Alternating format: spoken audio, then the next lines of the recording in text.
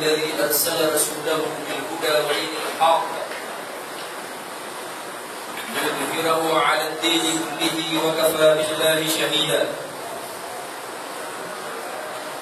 أشهد أن لا إله إلا الله وحده لا شريك له إقرارا به وتوحيدا وأشهد أن محمدا عبده ورسوله صلى الله عليه وسلم إمام الهدى مصباح الضلال.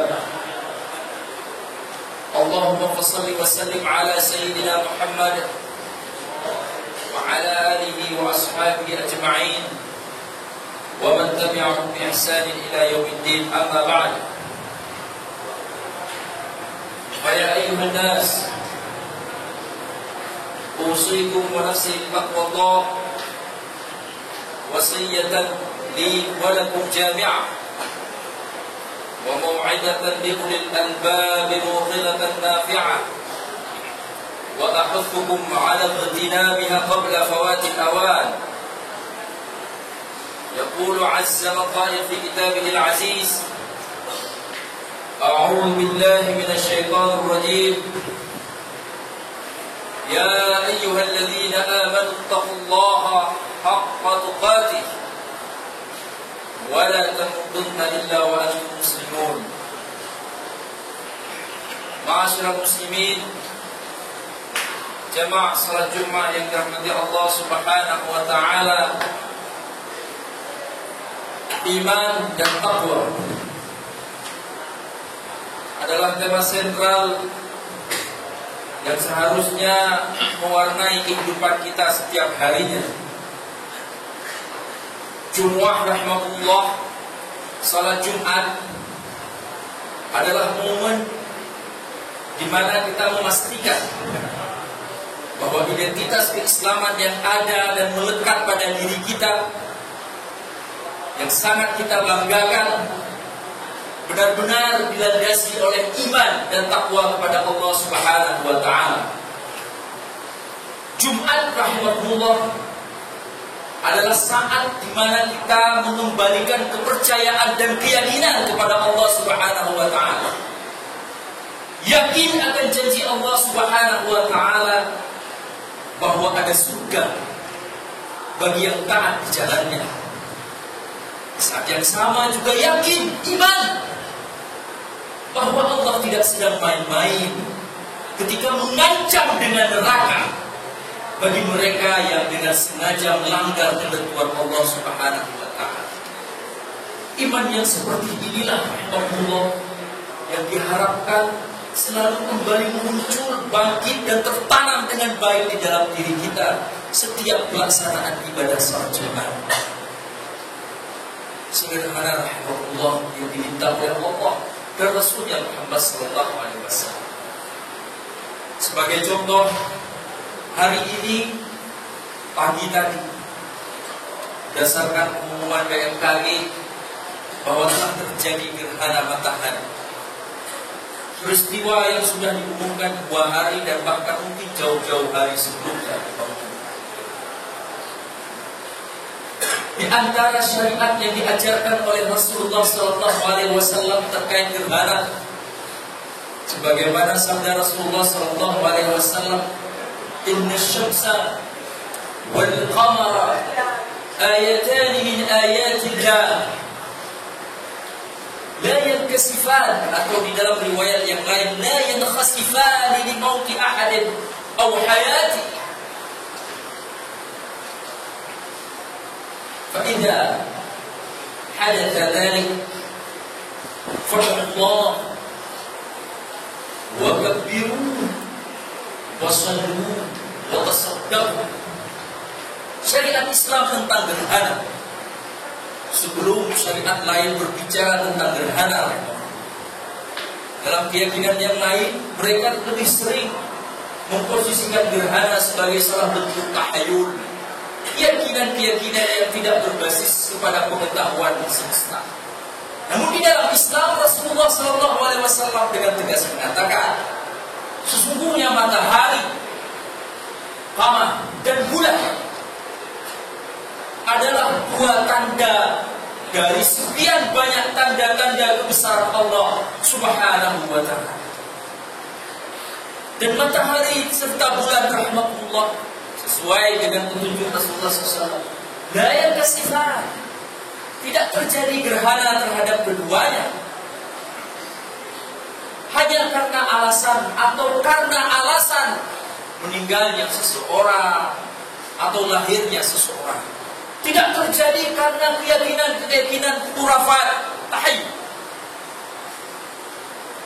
Tujuh Islam rahimahullah, ketika terjadi gerhana, maka berdoalah kepada Allah Subhanahu wa taala, perbanyaklah takbir, sholatlah 2 rakaat dengan 4 rukuk, dan kemudian jangan lupa untuk memperbanyak sedekah kepada Allah Subhanahu wa taala.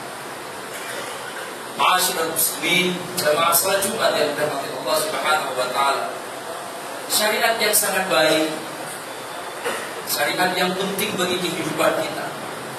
Syariat di mana menyadarkan kita kembali betapa urgensinya rasa takut kepada Allah Subhanahu wa taala. Tetapi pada hari ini rahimahullah sudah banyak yang meninggalkan. Gerhana rahimahullah adalah fenomena alam sebagai ujian bagi umat Islam. Ujian atas kemampuan umat Islam untuk bergerak cepat mewujudkan ketaatan kepadanya. Jika Ramadan bisa disiapkan jauh-jauh hari sebelumnya, bahkan berbulan-bulan, karena sudah ketahuan kapan Ramadan terjadi. Idul Fitri juga seperti itu. Pelaksanaan salat Jumat juga seperti itu rahmatullah. Tetapi gerhana yang di dalam ranah hukum Islam ditetapkan sebagai sunnah muakkad, bahkan wajib di kalangan beberapa ulama, ternyata masih banyak umat Islam yang melalaikannya dan tidak peduli. Itu ujian atas spontanitas kita. Masih adakah perasaan bergerak cepat pada diri umat Islam? Perasaan untuk segera mentarbiyah permintaan Allah dan Rasulnya Muhammad SAW. Jika kita memang umatnya rahimahullah, kita umat Islam, pengikut Muhammad SAW, Muhammad sangat risau ketika gerhana tiba, seolah-olah ada sesuatu yang sangat mengancam umat Islam, sehingga digambarkan oleh para sahabat. Ketika gerhana tiba, Rasulullah ketakutan luar biasa, segera mengajak sahabatnya untuk menunaikan sholat gerhana. Bahkan tanpa perlu mengumandangkan azan sekalipun, cukup dengan as-salatu jami'ah, as-salatu jami'ah. Perasaan takut rahimahullah bandingkan dengan apa yang dialami oleh umat Islam pada hari-hari ketika gerhana tiba. Adakah umat Islam yang timbul rasa takutnya menyaksikan gerhana rahimahullah? Adakah kesadaran bahwa semesta ini, bumi tempat kita berpijak ini, gedung yang megah ini, sesungguhnya berdiri di atas tanahnya Allah rahimahullah. Jika Allah tidak mengizinkan, maka bisa saja Allah akan menyelesaikan semuanya. Rahimahullah, gerhana adalah bukti bahwa Allah Maha Kuasa. Tetap saja dengan kecanggihan teknologi, Allah lah yang menguasai matahari, Allah lah yang menguasai bulan, dan segala-galanya akan kembali kepada Allah Subhanahu wa taala. Benarlah apa yang disampaikan oleh Ibnu Qayyim al-Jauziyah di dalam salah satu kitabnya, ketika beliau mengatakan bahwa iman seseorang tidak akan pernah bisa benar, tidak akan pernah bisa sempurna, kecuali jika dalam hati setiap umat Islam ada 3 hal. Yang pertama, al-mahabbatu lillahi azza wa jalla, ada perasaan cinta kepada Allah Subhanahu wa taala. Hanya dengan cinta rahmatullah, ibadah dan ketaatan akan terasa nikmat. Hanya dengan cinta rahmatullah, keikhlasan akan mudah untuk ditimbulkan dari dalam diri kita. Hanya dengan cinta rahmatullah, maka semua ibadah, semua kewajiban yang diwajibkan oleh Allah Subhanahu wa taala mampu untuk kita laksanakan. Dan hanya dengan cinta pula rahmatullah, kita tidak akan pernah perlu bersusah payah kalau hanya untuk sekedar meninggalkan kemaksiatan yang jelas-jelas bertolak belakang dengan fitrah yang ada di dalam diri kita. Ma'asyiral muslimin rahimahullah, Ibnu Qayyim al-Jauziyah meminta al-mahabbatu billah tetap ada di dalam diri kita, agar keikhlasan selalu mengiringi setiap amal ibadah yang kita lakukan. Dan yang kedua, Ibnu Qayyim mengatakan bahwa harus ada ar-raja, perasaan optimisme dan penuh harap akan rahmat Allah Subhanahu wa taala. Tidak mungkin rahimahullah kita termotivasi dengan baik, menunaikan dengan seluruh amalan ibadah yang diwajibkan oleh Allah Subhanahu wa Ta'ala, menggapai kekhusyukan di dalam sholat yang kita tunaikan. Tidak mungkin rahmatullah kecuali jika ada perasaan optimis. Ketika Islam meminta kita untuk menjadikan Islam sebagai satu-satunya yang mewarnai 24 jam anugerah waktu yang diberikan oleh Allah Subhanahu wa Ta'ala, berarti tanpa optimisme rahmatullah hal ini akan sulit untuk dicapai. Karena apa? Tidak pernah berharap kepada Allah Subhanahu wa Ta'ala, dan harapan-harapan kepada Allah hanya akan muncul dari mereka yang betul-betul yakin, tidak sekedar beriman, tidak sekedar mengaku Islam, tapi yakin betul bahwa janji Allah Subhanahu wa Ta'ala dalam bentuk apresiasi surga pasti akan terwujud di akhirat kelak. Yang terakhir, rahmatullah, Ibnu Qayyim meminta dan menyampaikan bahwa agar iman itu sempurna, setiap orang harus memiliki perasaan khauf dalam dirinya, perasaan takut. Perasaan takut penting agar kita tidak mudah tergelincir ke dalam kemaksiatan. Sebagaimana yang sering dikumandangkan security, keamanan yang pertama. Keamanan yang pertama. Betapa banyak hari ini umat Islam yang taat beribadah, tauhidnya lebih hebat bahkan dari seorang ustaz sekalipun. Ketika kita bertemu dengan yang bersangkutan, Masya Allah, segala atribut lengkap dan segala atribut Islam lengkap pada diri. Pertanyaannya rahimahullah, namun kenapa di antara saudara kita seiman dan se-Islam ternyata tetap saja ada yang tergelincir dalam kemaksiatan? Tetap saja bahkan ada yang mereka mengagungkan Islam, lengkap menggunakan simbol Islam, tetapi menganggap saudaranya seiman sebagai musuhnya. Padahal jelas-jelas ayat Allah, innamal mu'minuna ikhwatun. Orang mukmin itu sejatinya adalah bersaudara. Tetapi mereka yang lengkap menggunakan atribut Islam terkadang merasa mukmin yang lain adalah musuh. Banyak lagi contoh rahimahullah, betapa banyak saudara kita seiman se-Islam di Indonesia, di bumi pertiwi ini, yang kemudian tergelincir ke dalam aliran sesat, tidak membaca Quran layaknya yang kita baca, tidak menabikan Muhammad SAW. Kalaupun menabikan Muhammad, ada anggapan bahwa Muhammad tidak mesti menjadi Rasul terakhir. Alhamdulillah. Kenapa bisa ada umat Islam yang seperti itu? Karena mereka tidak ada punya rasa takut di dalam diri. Rasa takut dari Allah akan bisa menjaga kita, agar kita selalu waspada, agar kita selalu hati-hati dalam menjalankan Islam. Dan Ibnu Qayyim rahimahullah mengatakan bahwa gambaran atau permisalan bagi tiga hal ini adalah layaknya seekor burung. Mahabbah atau kecintaan kepada Allah adalah kepalanya, sementara ar-raja, optimis dan khauf, rasa takut kepada Allah adalah dua ekor sayapnya. Ketika seorang mukmin tidak memiliki mahabbah, tidak memiliki kecintaan, rasa cinta kepada Allah Subhanahu wa Ta'ala, maka sesungguhnya keimanan yang ada di dalam dirinya adalah keimanan yang mati dan sia-sia. Karena ibarat seekor burung yang tidak memiliki kepala, alih-alih bisa terbang hidup-hidup.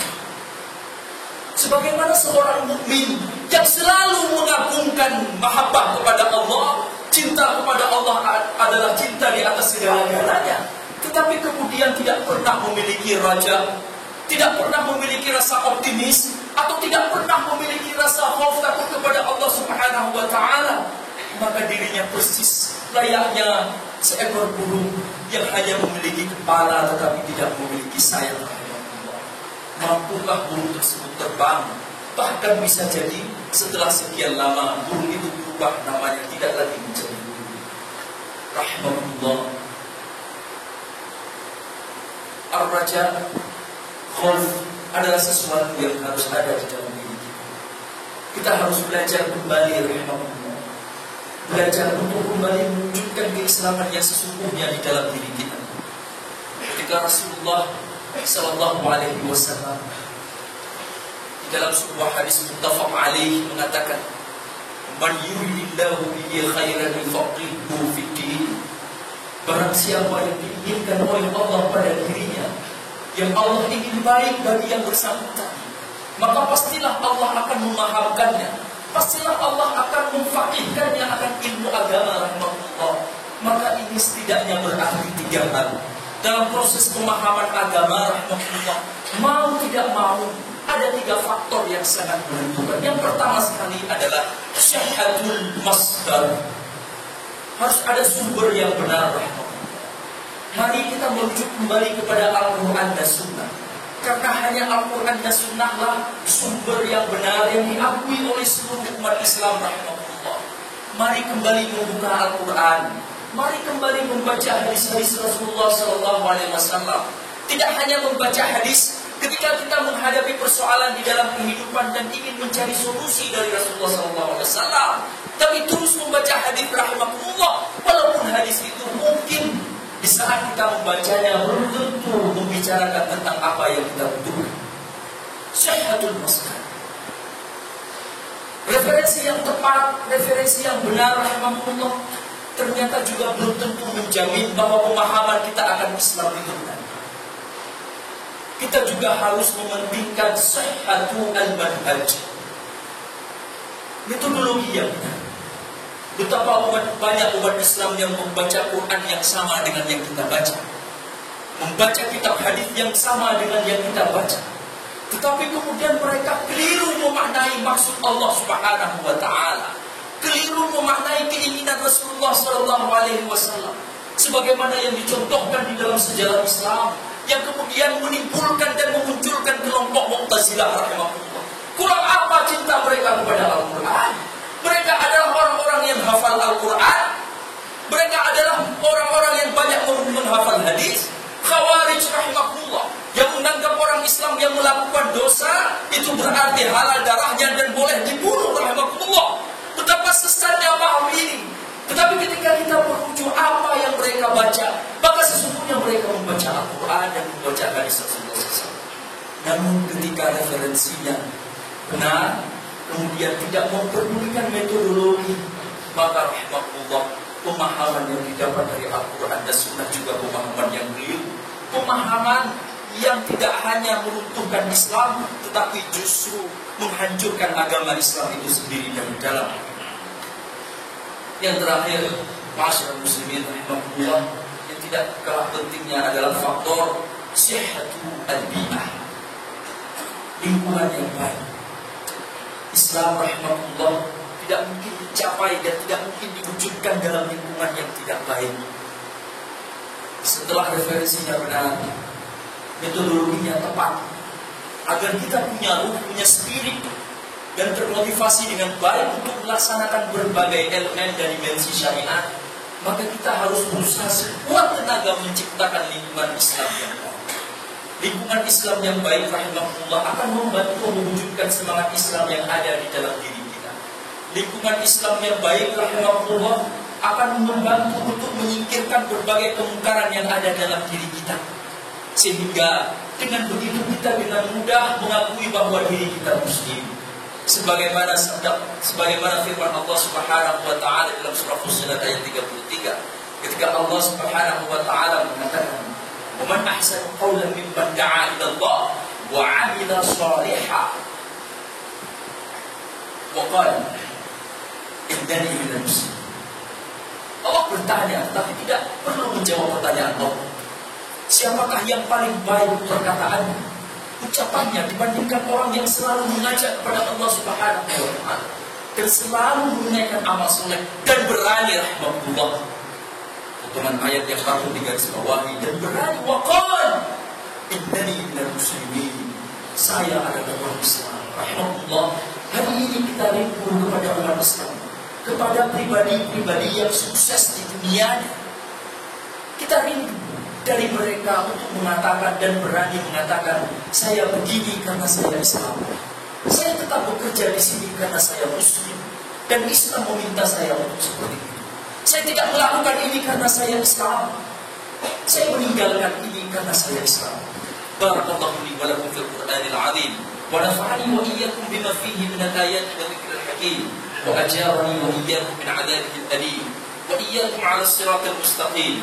Aqulu qawli hadha astaghfirullah li wa lakum wa li jami'il muslimin fad'uhu wastaghfiruh wa antum muqinun bil-ijabah.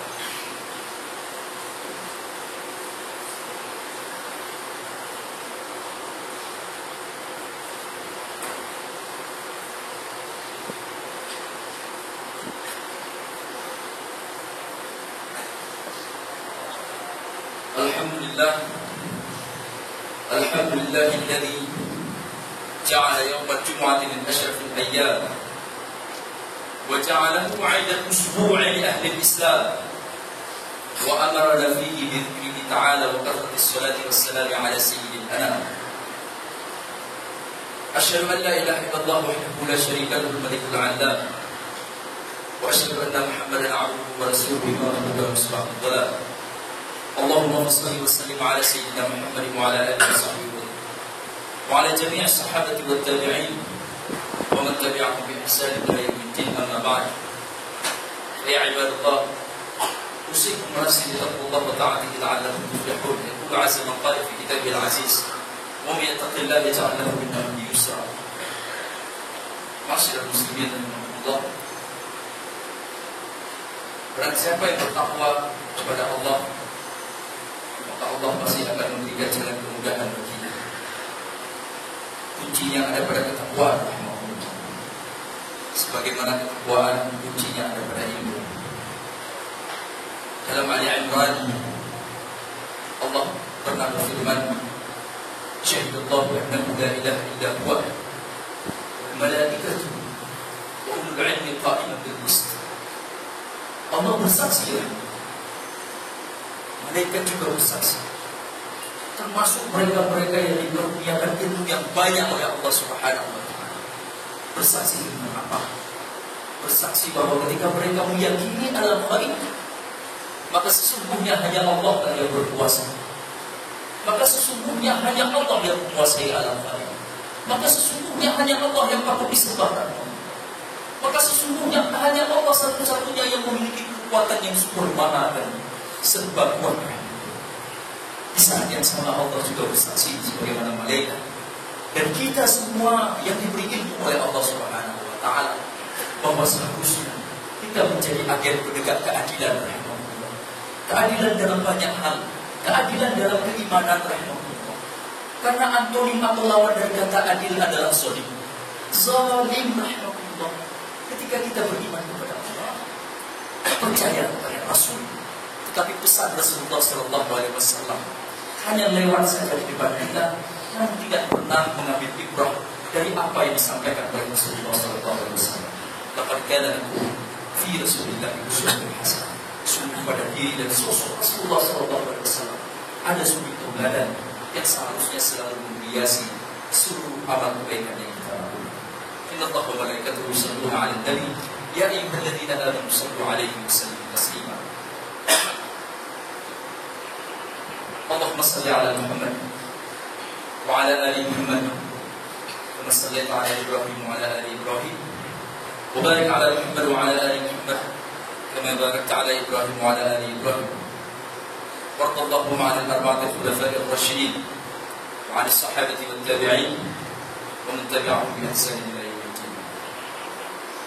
اللهم اغفر للمسلمين والمسلمات والمؤمنين والمؤمنات الأحياء منهم والأموات إنك سميع قريب مجيب الدعوات ويا قاضي الحاجات.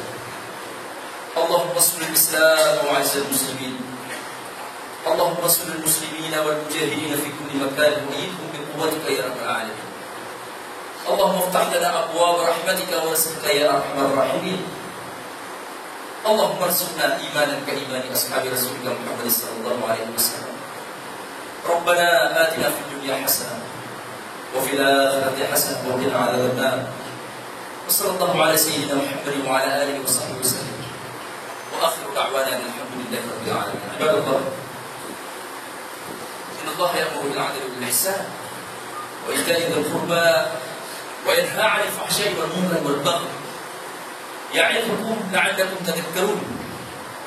فاذكروا الله العظيم يذكركم واسألوه من فضله يعطكم واشكروه على نعمه يزدكم. أقول قولي هذا واستغفر الله لي ولكم ولجميع المسلمين فادعوه واستغفروه وتوبوا إليه إنه هو التواب الرحيم. وأقم الصلاة إن الصلاة تنهى عن الفحشاء والمنكر ولذكر الله أكبر والله يعلم ما تصنعون.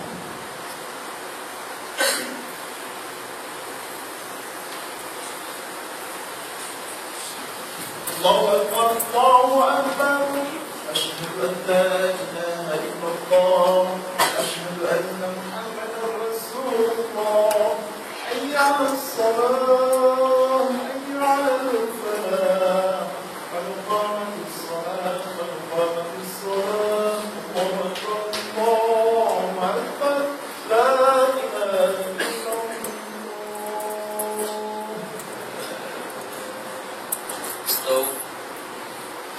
Saat Bapak dan terus mengisi satu iman masuk dalam masjid.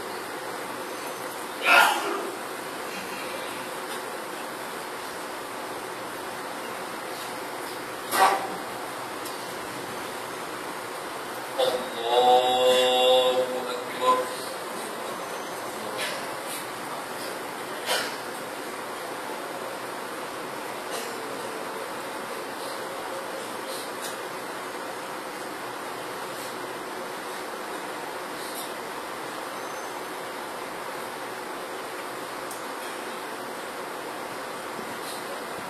الله الرحمن الرحيم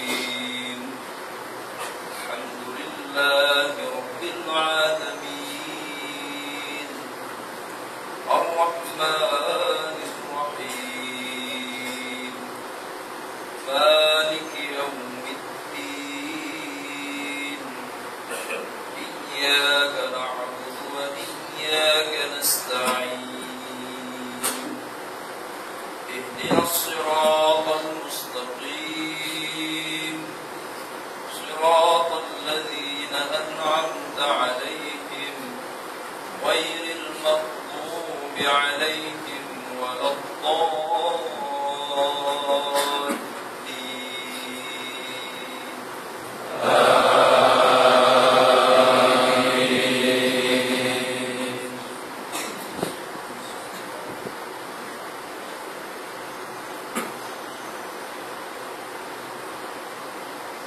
ألف لام ميم حسب الناس أن يتركوا أن يقولوا آمنا وهم لا يفتنون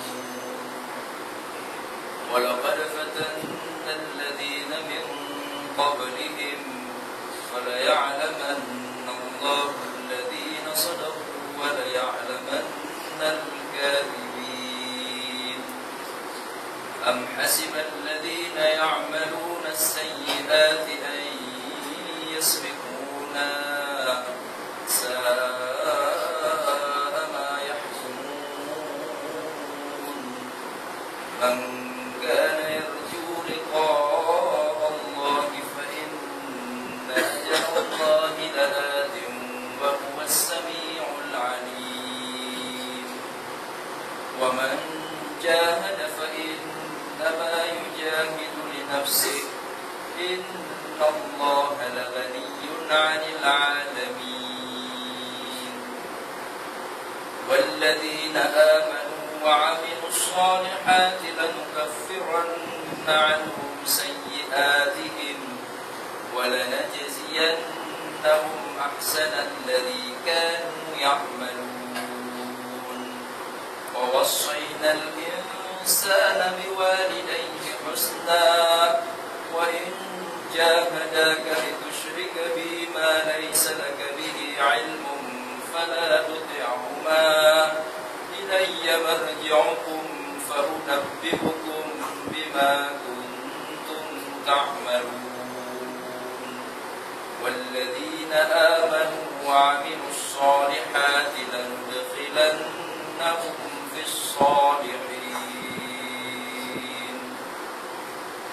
الله أكبر.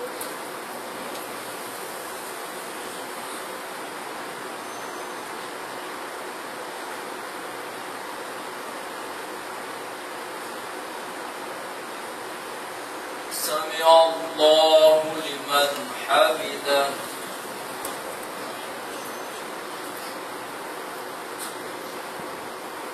الله أكبر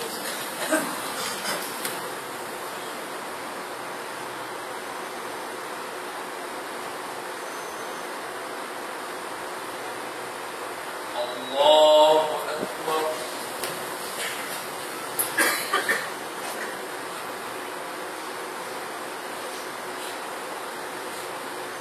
الله أكبر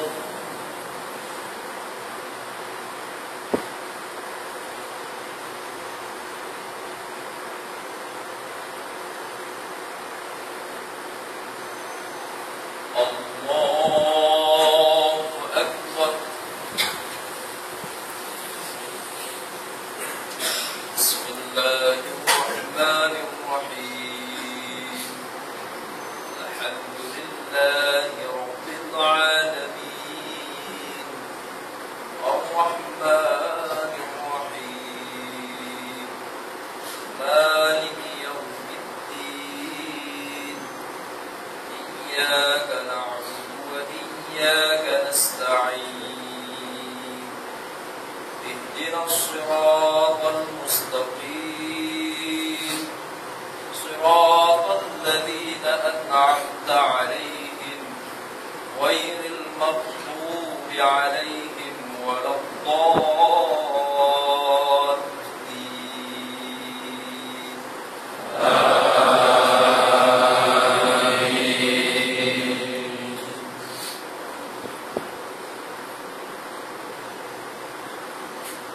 ومن الناس من يقول آمنا بالله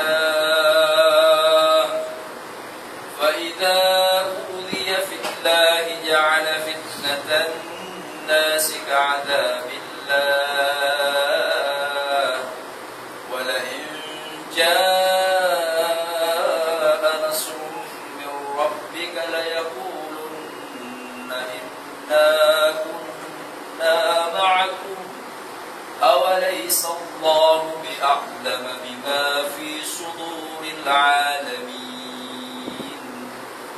وليعلمن الله الذين آمنوا وليعلمن المنافقين وقال الذين كفروا للذين آمنوا اتبعوا سبيلنا ولنحمل خطاياكم وما هم بحاملين من خطاياهم من شيء إنهم لكاذبون وليحملن أثقالهم مع أثقالهم وليسألن يوم القيامة عما كانوا يفترون الله أكبر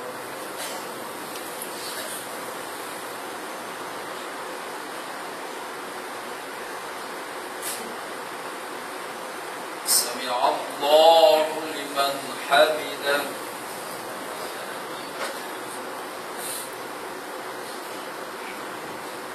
الله أكبر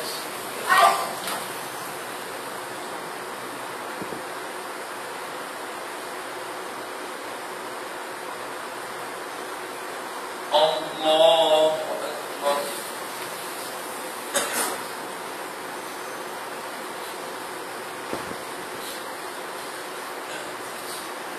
الله أكبر